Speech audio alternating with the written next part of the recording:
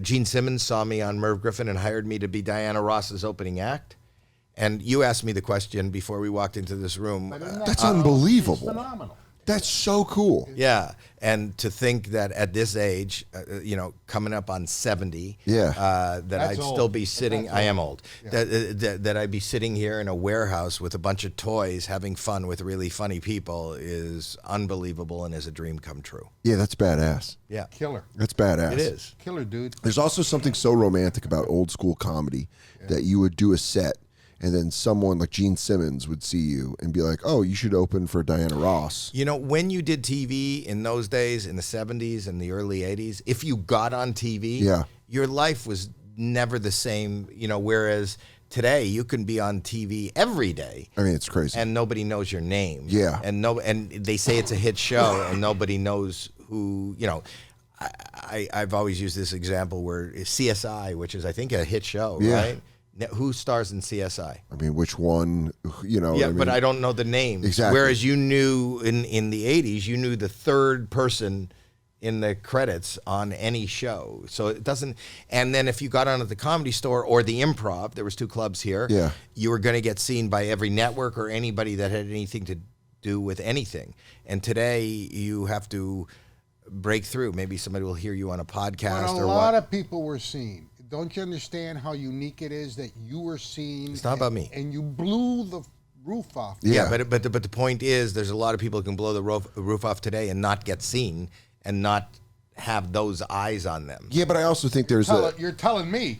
Yeah, but I also think there's a difference of people now can kind of manifest their own opportunities by if they're really good, savvy online, if they're good with, putting up clips. Absolutely. The guy I'm looking at right now is like Matt Rife. What he's doing is amazing. He's selling an unbelievable amount of tickets. But amazing. And it just like, he's been around for a long time. And it's not from him being on TV, from Nick Cannon's show. It's from his TikTok.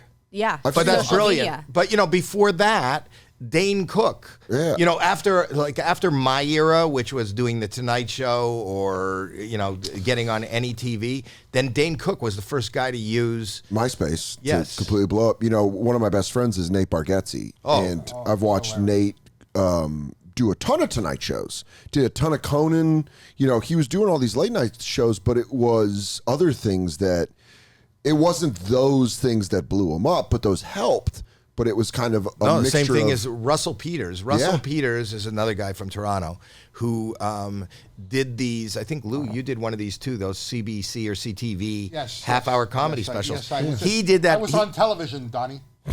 Anyway, he did one of those half-hour comedy specials, and he was a working journeyman comic. Sure. For some reason, somebody put it on YouTube, Russell Peters. Yeah. And talk about blowing up internationally. He blew up all over the world. He's so much bigger all over the world than people know him right here. Mm-hmm. But he was playing arenas, and before this whole arena thing came into be. And that was from YouTube. Yeah. So it's changing. And now I think the way into a career, if you ask me, is AI. But let me ask you this question, seriously. If you were coming in the business today, you were 21 years old, 22 years old in the business today, and you did something on YouTube, don't you think it would have blown up even bigger? Not necessarily. I think you have to, first of all, you can't do one thing on YouTube and hope that that's going to make it and that's going to do it.